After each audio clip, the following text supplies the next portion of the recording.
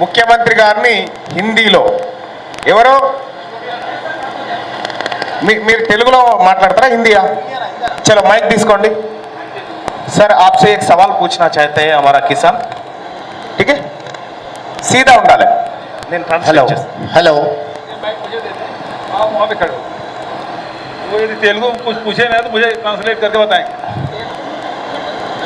और मैं हिंदी हेलो। बोलूँ तो सर तेलुगु में ट्रांसलेट कर देना हेलो बताइए मंच पे बैठे श्रीमान भूपेश बघेल मुख्यमंत्री छत्तीसगढ़ और महानुभाव को और यहाँ से तेलंगाना किसानों को और छत्तीसगढ़ किसानों को पूरे कोटि कोटि नमन सर।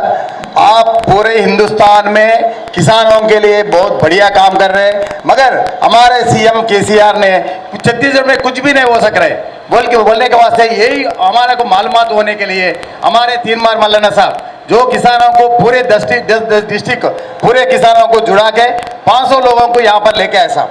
हकीकत मालूम होना, यहाँ पे फील्ड में मालूम होना, आपके किसानों से इंटरेक्ट होना, यहाँ के स्कीमों का क्या क्या होना, पूरे तेलंगाना में मालूमात करने के लिए हम यहाँ पे आए थे साहब। आप लोगों का लीडर पूरे हमको बहुत अच्छे इंतजाम करें, पूरे किसान ऐसो जो स्कीम्स आप दे रहे हैं ना साहब, पूरे हिंदुस्तान में किसान को दान के लिए 600 रुपये बोनस से दिए सो गवर्नमेंट आप अकेले है साहब, आपको कोटि कोटि नमन है साहब। और हमारे तेलंगाना में एमएसपी प्राइस भी सही नहीं उठा रहे साहब, एमएसपी प्राइस भी कम से कम 1 क्विंटल को 10 किलो सूटी निकाल रहे साहब, 1 क्विंटल को 10 किलो सूटी निकाल रहे, किसानों को लूट रहे। जो तेलंगाना में किसानों को 10 क्विंटल 1 क्विंटल के पीछे 10 किलो माइनस करके 90 केजीएस का भाव दे रहे हमको। फिर वो क्या बोलता है हमारा तेलंगाना का सरकार हम पूरे हिंदुस्तान में मेरे जैसा स्कीम्स कोई भी नहीं दे रहे, पूरे बकवास करता साहब, झूठ बोलता। मगर हिंदुस्तान में पूरा क्या फैला था, मीडिया में क्या फैला था, मेरे जैसा सीएम कोई भी नहीं है। उस हकीकत उन्हें कुछ भी नहीं कर सक रहे साहब, तेलंगाना को डुबा रहे पूरा, तेलंगाना को 10 साल से पूरा बर्बाद कर दिया साहब हमारे तेलंगाना। आप जो कर रहे हैं मगर दुनिया को नहीं बता रहे साहब। एक हिंदुस्तान में गोबर खरीदने वाला सीएम बोले तो भूपेश बघेल जी है, गोबर से बिजली पैदा करने वाला एक भूपेश बघेल जी है। क्या साहब, बहुत बहुत शुक्रिया साहब आपको, ऐसा आप इतना काम कर रहे ना। आपने अपना नाम नहीं बताया। मेरा नाम एम शिववीर रेड्डी, 3 बार मल्लाना टीम का राष्ट्र कमेटी मेंबर हूँ साहब। अच्छा, आपके बगल में बैठे सो 3 बार मल्लाना टीम का राष्ट्र कमेटी मेंबर हूँ। अच्छा। और के सेम टाइम किसान हूँ भी, किसान भी साहब मैं। अच्छा, कौन सी जिले से? महबूबनगर सर, महबूबनगर नारायणपेट। अच्छा, नया हुआ नारायणपेट डिस्ट्रिक्ट हमारा, नारायणपेट जिला से है, बहुत बैकवर्ड डिस्ट्रिक्ट है सब हमारा। अच्छा, बोलिए कितनी साहब। जमीन है आपकी? मेरे जमीन तो 20 एकड़ रहता साहब। 20 एकड़ है साहब। ठीक है साहब, गाय भी पालता हूँ साहब मैं, मेरे पास 100 गाय है। हाँ। गाय का भक्त हूँ मैं, जी। मगर हमारे पास गाय का पालने वाला नहीं है, गाय को कोई प्रोत्साहन नहीं है। आप जैसा सीएम हमारे को मिले तो 100 गाय नहीं 1000 गाय भी हम पालने के तैयार है साहब। हम लोग 2-3 साल से गोबर खरीद रहे हैं साहब। ये 3रा साल है, ये 20 जुलाई आएगा तो 3 साल पूरा हो जाएगा। 2 रुपये किलो में खरीदना शुरू किए तो बहुत लोग हंसते थे साहब।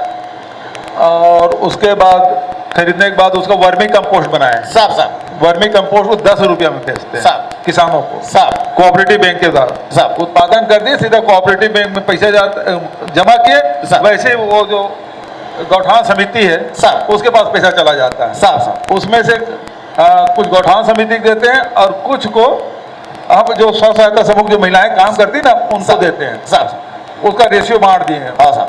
अब उसमें जैसे अभी तक के जैसे गोबर खरीदे साहब, उसको हर 15 दिन में पैसा दे देते हैं साहब।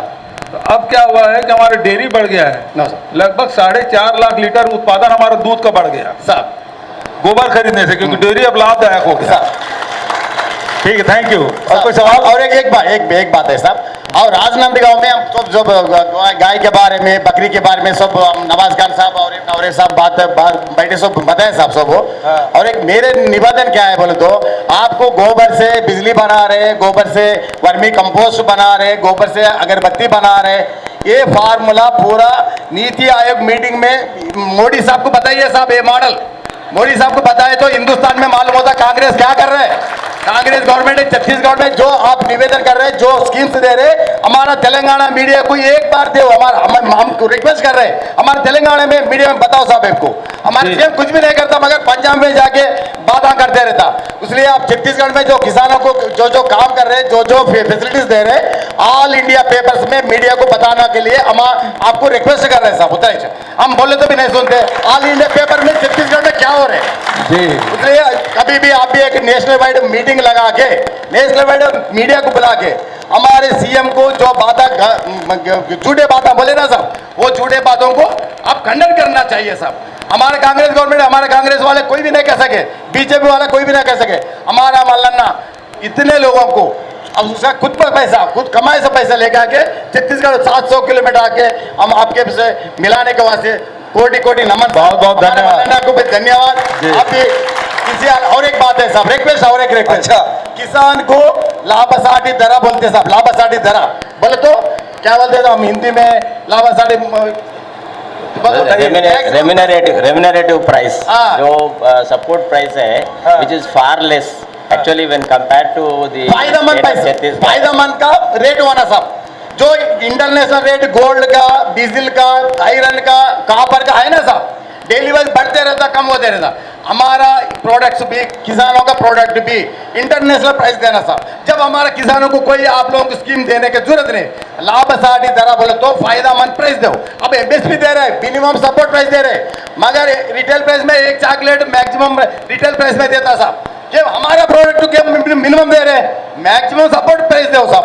इसलिए ये मीटिंग में मोदी जी की बताने की जरूरत है, आप बताना हमारा किसान इसके लिए मैंने हाँ साहब धान से, जैसे मैंने अब गोबर से बता दिया कि गमला बना रहे हैं, दिया बना रहे हैं, वर्मी कंपोस्ट बना रहे हैं, पेंट बना रहे हैं, पोताई वगैरह बहुत सुंदर बन रहा है। और उसके साथ साथ बिजली का एक ही जगह शुरू किए हैं अभी, लेकिन उसको बढ़ा रहे हैं, बढ़ाएंगे।